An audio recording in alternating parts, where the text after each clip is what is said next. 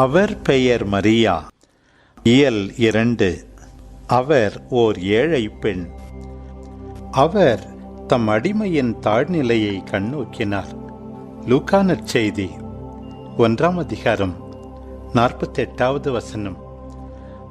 பட்டு ஆடைகள், பளபளக்கும் அணிகலன்கள், மின்னும் தங்க மகுடம் என்பவற்றுடன் அரசிக்குரிய அலங்கார தோற்றத்தில்தான் பெரும்பான்மையான படங்களும் திருவுருவங்களும் இயேசுவின் தாய் மரியாவை சித்தரித்து காட்டுகின்றன.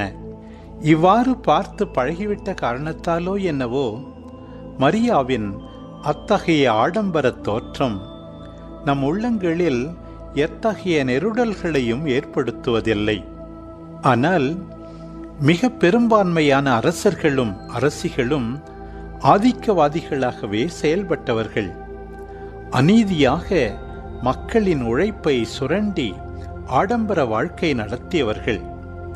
அவர்களுக்கே உரிய ஆடம்பர தோரணையில் சித்தரிக்கும் போது மரியாவை நாம் உண்மையிலேயே மகிமைப்படுத்துகின்றோமா அல்லது இழிவுபடுத்துகின்றோமா என சற்று நாம் சிந்திப்பது நல்லது. ஏனெனில் இயேசுவின் தாய் மரியா ஓர் ஏழை பெண். அவர் படிப்பறிவில்லா பாமர மங்கை. ஊர்ப்புறத்து கூலி தொழிலாளி யோசேப்பின் மனைவி. கடின உழைப்பு, குறைந்த வருவாய், பொருளாதார நெருக்கடி, பசி என்பவற்றை அனுபவித்திருந்த ஒரு குடும்ப தலைவி. இதுவே வரலாற்று மெய்மை. தாழ்நிலையினர், லூக்கா நற்செய்தி 1 அதிகாரம் 48வது வசனம் என அவர் தம்மை குறிப்பிடுவதும், அவருக்கும் யோசேப்புக்கும் பெத்லெகேமில் வீடுகளிலோ விடுதியிலோ கூட இடம் கிடைக்காததும், லூக்கா நற்செய்தி 2 அதிகாரம் 7வது வசனம், அவர்கள் எருசலேம் கோவிலுக்கு சென்று குழந்தை இயேசுவை ஆண்டவருக்கு அர்ப்பணித்த போது ஏழைகளின் காணிக்கையான 2 மாடப்புறாக்களை கொடுத்ததும், லூக்கா நற்செய்தி 2 அதிகாரம் 24வது வசனம். லேவியர் நூல் 12 அதிகாரம் 8வது வசனம் அவர் ஏழை என்பதற்கு சான்றுகள். மரியா பொருளாதாரத்தில் வறுமைப்பட்டிருந்த ஏழை மட்டுமல்ல, யாவேயின் ஏழைகள் என விவிலியம் கருதுவோருக்கு உரிய நற்பண்புகளையும் நிறைவாக கொண்டிருந்தவர். யாவேயின் ஏழைகள் என்போர் ஏழையரின் உள்ளத்தினர். மத்தேயு நற்செய்தி 5 அதிகாரம் 3வது வசனம். அதாவது அவர்கள் இவ்வுலகில் உள்ள எதையும் முற்றிறுதியானது என பற்றி கொள்ளாது கடவுளை மட்டுமே பற்றி கொண்டவர்கள். அவர் மீது தங்களது முழு நம்பிக்கையையும் வைத்தவர்கள். யாவேயின் அந்த ஏழைகளைப் போல் மரியாவும் இறைவனையே முதன்மையாகவும் முழுமையாகவும் நம்பியவர். மரியாவின் இறை நம்பிக்கை சமய உண்மைகளை அறிவார்ந்த முறையில் ஏற்றுக்கொண்டதோ, உணர்வு பூர்வமாக இறைவனிடம் பக்தியும் பற்றும் கொண்டிருந்ததோ மட்டுமல்ல. மாறாக அது வாழ்வளிக்கும் வல்லவராக கடவுள் தம்முடன் என்றும் உடனிருந்து செயல்படுகிறார் எனும் உறுதிப்பாடு. கடந்த காலங்களில் தம் முன்னோருக்கு வாழ்வளிக்க வல்ல செயல்கள் ஆற்றிய கடவுள் இன்றும் தம்முடன் இருக்கிறார். தம் மக்கள் வளமாகவும் நலமாகவும் வாழ்ந்திட அவர் தொடர்ந்து செயல்படுகிறார் என்பது மரியாவின் புகழ்பாடலில் தெளிவாக தெரியும் நம்பிக்கையும் எதிர்நோக்கும் ஆகும். ஆம், நினைவுகளிலிருந்தே கனவுகள் தோன்றுகின்றன. கடந்த கால நம்பிக்கைகளே வருங்கால எதிர்நோக்குகளை பிறப்பிக்கின்றன. எந்த ஒரு சமூகத்திலும் செல்வம் இல்லாதவர்கள் பொதுவாக செல்வாக்கு இல்லாதவர்களாகவுமே இருக்கின்றனர். ஏழைகள் என்றால் அவர்களுக்கு எங்குமே மதிப்பு இல்லை. அவர்கள் தாழ்வாக கருதப்பட்டு ஒதுக்கப்பட்டவர்களாகவும் ஒடுக்கப்பட்டவர்களாகவுமே பெரிதும் உள்ளனர். இந்நிலையைத்தான் பொருள் இல்லார்க்கு இவ்வுலகு இல்லை என சுட்டிக்காட்டியுள்ளார் திருவள்ளுவர். இது இன்றைய நமது சமூகத்தில் மட்டுமல்ல, இயேசு காலத்து யூத சமூகத்திலும் இருந்த நடைமுறை நிலையே. அதில் ஏழ்மை என்பது பாவத்திற்கு தண்டனையாகவும் இறைவனது சாபமாகவுமே அன்றைய யூத சமூகத்து ஆதிக்கவாதிகளாகிய சதுசேயர் மறைநூல் அறிஞர்களால் கருதப்பட்டது. ஏழைகள் அவர்களால் பாவிகளாகவும் தீட்டானவர்களாகவும் கருதி ஒதுக்கப்பட்டதும் உண்டு.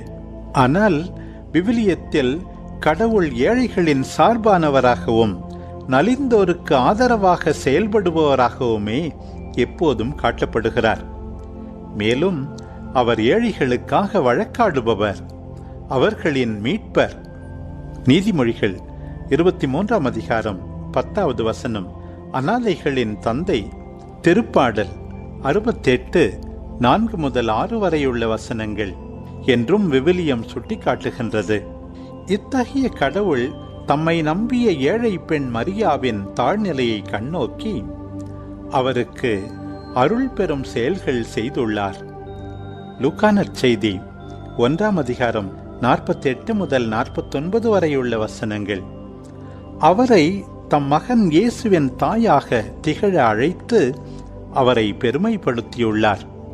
மரியாவிடம் இருந்த ஏழையரின் உள்ளம் நம்மிடத்திலும் இருக்க வேண்டும். அதாவது நம் செல்வங்கள், சுகங்கள், அதிகாரங்கள் என்பவற்றை பற்றி கொள்ளாது இறைவனது அன்பிற்கும் அழைப்பிற்கும் திருவுளத்திற்குமே நாம் முன்னிடம் தர வேண்டும். அவர் நம்முடன் இருக்கிறார் எனும் உறுதியான நம்பிக்கை நம் உள்ளங்களில் படரும் இயலாமை உணர்வை அகற்றி புதிய எதிர்நோக்குகளையும் கனவுகளையும் செயல்பாடுகளையும் பிறப்பிக்க வேண்டும். நமது முன்னேற்றத்திற்காகவும் நலமான சமூக மாற்றங்களுக்காகவும் துணிந்து முயன்றிட அது நம்மை தூண்ட வேண்டும். மாற்ற முடியாதவை, எதிர்க்க முடியாதவை என தோன்றும் அநீத சூழ்நிலைகள், ஆதிக்க அமைப்புகள், சக்திகள் என்பவற்றையும் எதிர்த்து செயல்பட நமக்கு வலுவளிப்பதே உண்மையான இறை நம்பிக்கை. ஏனெனில் புனித பவுல் கூறுவது போல், கடவுள் நம் சார்பில் இருக்கும்போது நமக்கு எதிராக இருப்பவர் யார்? ரோமையருக்கு எழுதிய திருமுகம் 8ஆம் அதிகாரம் 31வது வசனம். மேலும் ஏழைகளை தாழ்வாகவும் இழிவாகவும் கருதும் ஆதிக்கவாதிகளின் பார்வையை கைவிட்டு அவர்களை மதிப்பாகவும் பரிவுடனும் பார்க்கும் இறைவனின் பார்வையை நமதாக்குவோம். ஏனெனில் பெரும்பான்மையான ஏழைகளின் வறுமை நிலைக்கு காரணம் அவர்கள் அல்ல, அவர்களை சுரண்டும் ஆதிக்க சமூக பொருளாதார அமைப்புகளே. மேலும் எந்த ஒரு சமூகத்திலும் கடினமாக உழைப்பவர்களும் உற்பத்திக்கு அதிக பங்களிப்பு செய்தாலும் குறைவாக பயன்பெறுபவர்களும் அவர்களே. எனவே அவர்களையும் அவர்களது உழைப்பை போற்றவும் அவர்களது உயர்வுக்காக செயல்படவும் நமது நம்பிக்கை நம்மை அழைக்கிறது. ஏனெனில் கடவுள் சிறப்பாக அவர்களில் உடன் இருக்கிறார். இதனால்தான் இயேசுவும் மிகச் சிறியோராகிய என் சகோதரர் சகோதரிகளுள் ஒருவருக்கு நீங்கள் செய்ததையெல்லாம் எனக்கே செய்தீர்கள் என நமக்கு உறுதியளித்துள்ளார். மத்தேயு நற்செய்தி 25ஆம் அதிகாரம் 40வது வசனம்.